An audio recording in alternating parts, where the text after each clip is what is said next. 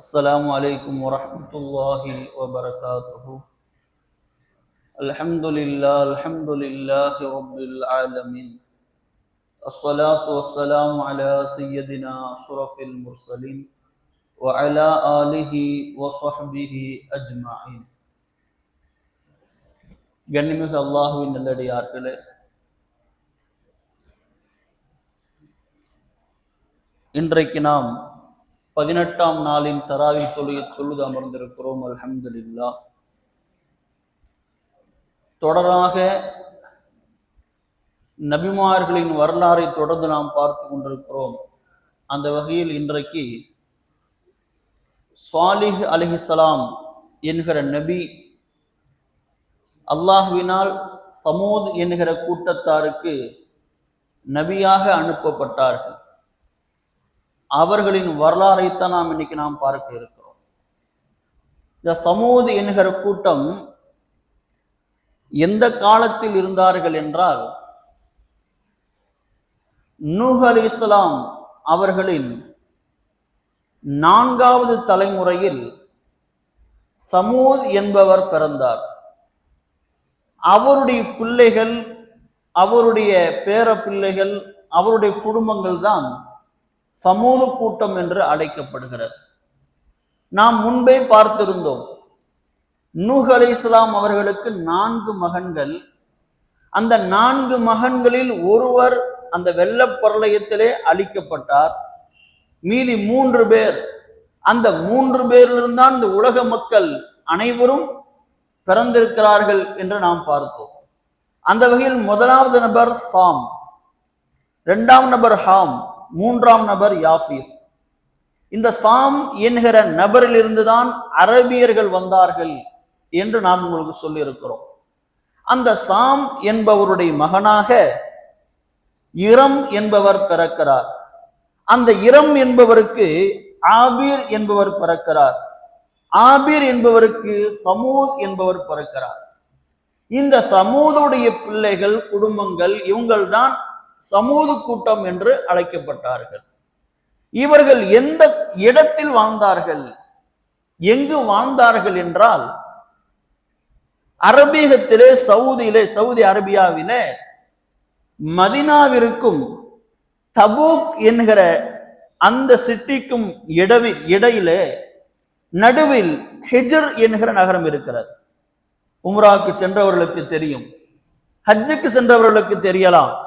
மதீனாவிற்கும் Tabuk என்கிற இடத்திற்கும் இடையிலே ஹிஜ்ர் என்ற இடம் இருக்கிறது. அந்த ஹிஜ்ர் என்கிற இடத்தில்தான் சமூத் மக்கள் வாழ்ந்தார்கள். அது இன்றைக்கு அந்த ஹிஜ்ர் என்கிற நகரத்தை என்னவென்று சொல்வார்கள் என்றால், மதாயின் சாலிஹ் என்று சொல்வார்கள். மதாயின் சாலிஹ் சிட்டின்னு வாங்க. அந்த ஏரியாவில் தான் இந்த சமூத் என்கிற கூட்டம் வாழ்கிறார்கள்.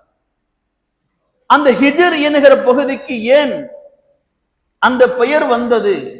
நீங்கள் குர்ஆனிலே தேடி பார்த்தீர்கள் என்றால், குர்ஆனுடைய 114 அத்தியாயங்களில் 15வது அத்தியாயத்தின் பெயர் சூரத்துல் ஹிஜ்ர் என்று சொல்வார்கள். சூரத்துல் ஹிஜ்ர். இந்த சூரா எதை குறிக்கிறது என்றால், இந்த சமூக மக்கள் வாழ்ந்த நகரத்தை தான் குறிக்கிறது. அந்த ஹிஜ்ர் என்கிற ஏரியாவை பற்றி அந்த சூரா சொல்வதால் அந்த அத்தியாயத்திற்கு ஹிஜ்ர் என்று பெயர் வைத்து விட்டார்கள். இப்ப இந்த ஹிஜ்ர் என்கிற நகரத்தில் தான் சமூத் மக்கள் வாழ்ந்தார்கள். அந்த நகரத்தில் தான் அந்த சமூத் கூட்டம் அழிக்கப்பட்டார்கள். சரியாக ஹிஜ்ரி 9வது ஆண்டில் நபி ஸல்லல்லாஹு அலைஹி வஸல்லம் தபூக் யுத்தத்திற்காக செல்கிறார்கள். மதீனாவிலிருந்து தபூக் யுத்தத்திற்காக செல்கிறார்கள். செல்லுகிற வேளை அந்த பாதையிலே இந்த சமூக மக்கள் வாழ்ந்த அந்த ஹிஜ்ர் என்கிற இடத்தை தாண்டித்தான் செல்ல வேண்டும். அப்படி அந்த தபூக் என்கிற போருக்கு செல்கிற பொழுது இந்த சமூக மக்கள் வாழ்ந்த ஹிஜ்ர் என்கிற அந்த நகரத்திலே சுய தேவைக்காக தங்குகிறார்கள். சுய தேவை நிறைவேற்றுவதற்காக நாயகம் செல்கிறார்கள். இங்கு மக்கள் டென்ட் அடித்து, சஹாபிகள் டென்ட் அடித்து உணவு தயாரிப்பில் ஈடுபட்டு விட்டார்கள். மாவை எடுத்து, மாவை தண்ணி ஊற்றி, அங்க பக்கத்தில் இருந்த கிணறு, அந்த கிணற்றில் தான் அந்த சமூக கூட்டம் பயன்படுத்திய கிணறு இன்றைக்கும் இருக்குது. நீங்கள் சென்றால் பார்க்கலாம். அந்த கிணற்றிலே தண்ணீரை எடுத்து என்ன செய்கிறார்கள்? மாவை குழைக்கிறார்கள். மாவை குழைத்து ரொட்டி சுடுவதற்காக வேலை செய்ய ஆரம்பிக்கிறாங்க. இறைச்சியை கழுக ஆரம்பிக்கிறார்கள்.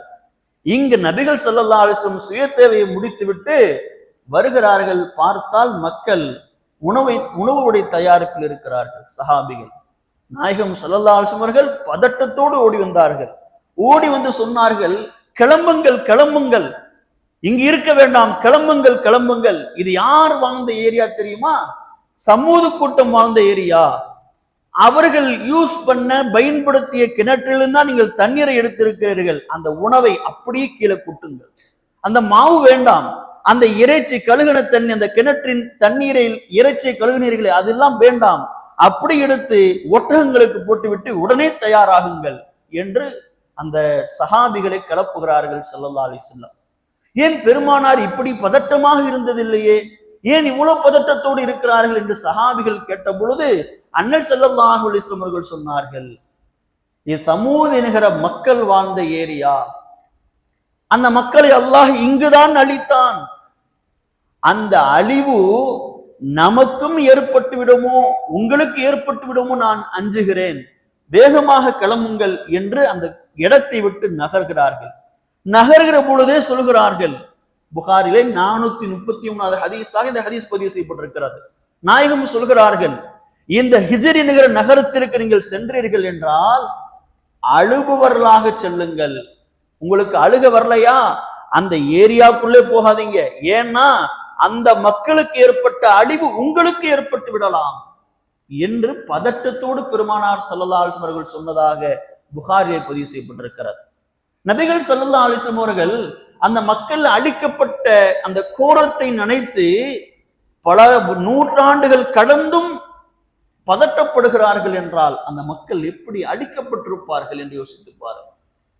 அந்த மக்களின் அழிவு எந்த அளவிற்கு இருந்திருக்கும் என்று யோசித்து பாருங்கள். எதனால் அல்லாஹ் அவர்களை அழித்தான், அந்த மக்கள் என்ன பாவம் செய்தார்கள் என்பதை இன்ஷா அல்லாஹ் நாம் பார்ப்போம். அந்த கூட்டம் இணை வைப்பாளராக இருந்தார்கள். அல்லாஹ்வோடு தெய்வங்களை வணங்குவவர்களாக இருந்தார்கள். இவர்கள் யார்? நூஹ் அலைஹிஸ்ஸலாமுடைய மகனான சாமுடைய 4வது பரம்பரையில் வந்தவர்கள். இந்த இணை வைப்பாளர்களை திருத்துவதற்காக சாலிஹ் என்கிற நபி அல்லாஹ் தஆலா அனுப்புகிறார். அவங்க எங்க பிறக்கிறாங்க? அதே ஏரியாவில் தான் பிறக்கிறார்கள். அந்த ஹிஜ்ர் என்கிற ஏரியாவில் தான் பிறக்கிறார்கள். இந்த சமூத் என்பவருடைய 5வது தலைமுறையில் சாலிஹ் அலைஹிஸ்ஸலாம் அவர்கள் பிறக்கிறார்கள். அவர்கள் பிறந்தது வளர்ந்தது இந்த செய்திகள் எல்லாம் கூறப்பட்டிருந்தாலும் அதில் நிறைய இட்டுக்கட்டப்பட்ட செய்திகள் இருப்பதால் அதையெல்லாம் நான் தவிர்த்து விடுகிறேன். நாம் ஆதாரபூர்வமான செய்திக்கு மட்டும் செல்வோம். அந்த சாலிஹ் என்கிற நபிக்கு அல்லாஹு தஆலா 40 வயதில் நபி பட்டம் கொடுக்கிறார். உங்களுக்கு நான் மீண்டும் ஞாபகப்படுத்துகிறேன், யூசுப் அலைஹிஸ்ஸலாம் அவர்களுக்கு எத்தனை வயதில் நபி பட்டம் கொடுக்கப்பட்டது? 33 வயதில் நபி பட்டம் கொடுக்கப்பட்டது. அதற்கு முன் வாழ்ந்த இப்ராஹிம் அலைஹிஸ்ஸலாம் அவர்களுக்கு எத்தனை வயதில் நபி பட்டம் கொடுக்கப்பட்டது? 20 வயது நபி பட்டத்தை அல்லாஹ் கொடுத்தான். அதற்கு முன் வாழ்ந்த நபி நூஹ் அலைஹிஸ்ஸலாம், அந்த நூஹ் அலைஹிஸ்ஸலாத்திற்கு அல்லாஹ் எந்த வயது நபி பட்டத்தை கொடுத்தான்? 50வது வயதில் அல்லாஹ் நபி பட்டத்தை கொடுத்தான். இந்த சாலிஹ் அலைஹிஸ்ஸலாத்திற்கு 40 வயது. இப்ப சாலிஹ் அலைஹிஸ்ஸலாமுடைய காலம் எதுன்னு பார்த்தீங்கன்னா நூஹ் அலைஹிஸ்ஸலாத்திற்கு பின்பாக இப்ராஹிம் அலைஹிஸ்ஸலாம் அவர்களுக்கு முன்பாக. இப்ராஹிம் அலைஹிஸ்ஸலாத்துக்கு பின்னாடி சாலிஹ் அலைஹிஸ்ஸலாம் கிடையாது. இப்ராஹிம் அலைஹிஸ்ஸலாத்திற்கு முன்பதாக சாலிஹ் அலைஹிஸ்ஸலாம் என்பதை நாம் புரிந்து கொள்ள வேண்டும். சாலிஹ் அலைஹிஸ்ஸலாத்திற்கு நபி பட்டம் கிடைக்கிறது. தன் மக்களுக்கு சொல்கிறார்கள், இஅ்புதுல்லாஹ், அல்லாஹை மட்டும் வணங்குங்கள், அவனின்றி வேற எந்த இறைவனும் இந்த உலகத்தில் இல்லை, அவன் மட்டுமே இறைவன் என்று வாதாடுகிறார்கள், பேசுகிறார்கள். அந்த மக்கள் எந்த விதத்தில் சிறப்பானவராக இருந்தார்கள் என்றால், அந்த சமூக கூட்டம் இன்னைக்கும் உம்ரா போறவங்க, சவுதிக்கு போறவங்க அந்த இடத்தை போய் பாருங்க. அந்த இடம் மதாயின் சாலிஹ் என்ற இருக்கிற இடம். இன்றைக்கும் போனீங்கன்னா அவங்க வாழ்ந்த வீடுலாம் அப்படியேதான் இருக்கு. அல்லாஹ் எப்படி ஒரு திறமையை கொடுத்திருந்தான் என்றால், மலைகளை குடைந்து வீடுகளை கட்டினார். நம்மள மாதிரி வீடு கட்டல, அவங்க மலையை குடைந்தார்கள். குடைந்து மலைக்குள்ளே வீடு கட்டினார்கள். பள்ளத்தாக்கிலே அந்த அந்த பாறைகள் எல்லாம் பிளந்து குடைந்து அதில் வீடு கட்டினார்கள். இன்றைக்கும் போனா அந்த அதை பார்த்தா நமக்கே பிரமிப்பா இருக்கு. இது எதை வச்சு கட்டினாங்கன்னு தெரியலையே. ஃபுல்லாம் ஆர்கிடெக்ட் தெரிந்தவர்களாக, பொறியாளராக அந்த மக்கள் இருந்தார்கள். அவங்க வீடு கட்டுறது எப்படி இருக்குன்னா, இப்ப நம்ம வீடு கட்டுறோம், வெயில் காலத்துல அந்த வெயில நம்ம தாங்க முடியாது, வீடு ஏசி போட்டுக்கிறோம். பனி காலத்துல ஏசி ஃபுல்லா ஆஃப் பண்ணி வச்சிடுறோம். என்னது, நமக்கு அந்த பனி ஒத்துக்க மாட்டேங்குது. பட் நம் வீடு இந்த வெதரை தாங்காத அளவிற்குத்தான் இருக்கிறது. பனி அடிச்சா கடுமையா வீட்டுக்குள்ள தெரியும், கடுமையா வெயில் அடிச்சா வீட்டுக்குள்ள தெரியும், வெக்க தாங்க முடியாது. நம்முடைய பொறியாளருடைய அறிவு இவ்வளவுதான். ஆனால் அந்த மக்கள் பாறைகளை குடைந்து கட்டினார்கள் வீடுகள். அந்த வீடுகள் எப்படிப்பட்டதாக இருந்தது என்றால், குளிர்காலத்துல வெதுவெதுப்பா இருக்குமா அந்த வீடு. குளிர்காலத்துல அவங்க கட்டின வீடு வெதுவெதுப்பா இருக்கும். அந்த குளிர்ல அந்த பனி தெரியாது வீட்டுக்குள்ள. அதே நேரத்தில் வெயில் காலத்துல அவங்க வீடு குழுன்னு இருக்கும். அவங்களுடைய பிரெயின் அல்லாஹுத்தாலா அதிகமான அறிவை கொடுத்திருந்தான். அது இந்த பொறியாளருடைய இன்ஜினியர் துறையில் அவர்கள் பேர் பெற்றிருந்தார்கள். இதனால் அவங்க ஆணவத்தோடு இருந்தார்கள். என்ன வேணா நம்ம அங்க செய்யலாம். ஒரு மலையை குடைகிறாங்கன்னா, குடைஞ்சு வீடு கட்டுறாங்கன்னா அவங்க எவ்வளவு பலம் உள்ளவங்களா இருந்திருக்கணும். இதனால ஒரு ஆணவம், பல தெய்வங்களை வணங்கினார்கள். இறைவன் ஒருவன் என்ற கொள்கையை மறுக்கிறார்கள். சாலிகள் இஸ்லாம் எவ்வளவு போதிக்கிறாங்க, கடுமையாக போதிக்கிறாங்க, எல்லா இடத்துலையும் பிரச்சாரம் செய்யறாங்க, கடுமையாக பிரச்சாரம் செய்யறாங்க. அந்த மக்கள் சொல்றாங்க, நீ யாருப்பா, எங்கள்ல இருந்து வந்த ஒரு ஆளு, சாதாரண மனுஷன், திடீர்னு வந்து நான் தான் நபின்ற, நான் தான் இறைவனின் தூதன்கிற, எப்படி ஏத்துக்கிறது? அதான் ஏத்துக்க முடியாது. இப்படி பல வருட காலமாக அவரிடம் என்ன செய்கிறார்கள், தர்க்கம் செய்கிறார்கள். சாலிஹ் அலைஹிஸ்ஸலாம் 258 ஆண்டுகள் வாழ்ந்தார்கள் என்று குறிப்பிருக்கிறது. சில பேர் 200 ஆண்டுகள் என்று சொல்கிறார்கள். இப்படி அவங்களுடைய நுபுவத்து பிரச்சாரம் 100 வருடத்தை எட்டுகிறது. யாரெல்லாம் ஈமான் கொண்டிருக்கான்னு பார்த்தீங்கன்னா 25 நபர்கள், சிலர்கள் 40 என்று சொல்கிறார்கள். அவ்வளவு பேர் தான் ஈமான் கொண்டிருக்கிறாங்க. கடைசியா அந்த மக்கள் கேட்டாங்க, சாலிஹிய ரொம்ப தொந்தரவு பண்ற, எங்க போனாலும் இறைவன் ஒருவன் தான், தெய்வங்களை வணங்காத, அப்படி இப்படின்னு சொல்லிக்கிட்டே இருக்கிற, உன் இறைவன் அல்லாஹுதான் என்றால், இறைவன் ஒருவன் அல்லாஹ் மட்டும்தான் என்றால், எங்களுக்கு ஏதாவது அத்தாட்சியை காமி, ஏதாவது அற்புதத்தை செஞ்சு காமி, நீ ஏதாவது ஸ்பெஷலா ஒண்ணு பண்ணினா நீ இறைவன் தூதன் நாங்க ஏத்துக்கிறோம். அப்ப சாலிஹ் அலைஹிஸ்ஸலாம் கேட்கிறாங்க, உங்களுக்கு என்ன அத்தாட்சி வேணும், என்ன அற்புதம் வேணும்? டக்குன்னு அந்த நகர மக்கள் தலைவர்கள் எல்லாம், பெரிய பெரிய லீடர்ஸ் எல்லாம் சொல்றாங்க, இதோ பாத்தியா ஒரு பாறை, இந்த பாறை இருக்கு பாத்தியா, இந்த பாறையை பிளந்துக்கிட்டு ஒரு ஒட்டகம் வரணும், அந்த ஒட்டகம் கர்ப்பிணியாக வரணும், அந்த கர்ப்பிணியான ஒட்டகம் பாறையிலிருந்து வந்ததும் குட்டி போடணும், இதை நீ செஞ்சு காமிச்சேன்னா நீதான் இறைவனின் தூதர் என்று நாங்க நம்பிக்கை கொள்கிறோம் என்று சொன்னார். என்ன கேட்டாங்க, இந்த பாறை பிளந்து ஒரு ஒட்டகம் வரணும், அந்த ஒட்டகம் கர்ப்பிணியான ஒட்டகமா அது வரணும், வந்த உடனே குட்டி போடணும், இதை நீ செய்து காட்ட முடியுமா? இந்த அற்புதத்தை செய்தாய் என்றால் நீ இறைவனின் தூதர், நீ சொல்ற அல்லாஹ்வை நாங்க ஏத்துக்கிறோம் அப்படின்னாங்க. சாலிஹ் அலைஹிஸ்ஸலாம் சொன்னார்கள், இதை செய்து காட்டினால் ஏற்றுக்கொள்வீர்களா? அல்லாஹ் ஏத்துக்குவீங்களா? எல்லாரும் சொன்னார்கள், கண்டிப்பாக அல்லாஹ் நாங்கள் ஏற்றுக்கொள்கிறோம், உன்னையும் இறைவனின் தூதராக ஏற்றுக்கொள்கிறோம். சாலிஹ் அலைஹிஸ்ஸலாம் அல்லாஹ்விடம் துஆ செய்கிறார்கள். அல்லாஹ்விடம் துஆ செய்தால் அவர்கள் எந்த பாறையை சுட்டி காட்டினார்களோ அந்த பாறை பிளந்தது. அந்த பாறை படார்னு பிளக்கிறது, பிளந்து உள்ளே இருந்து ஒரு ஒட்டகம் ஆஜானு பாகுவாக மிக மிக ஒரு பெரிய உருவத்தில் என்ன செய்கிறது, ஒரு ஒட்டகம் வெளியே வருகிறது.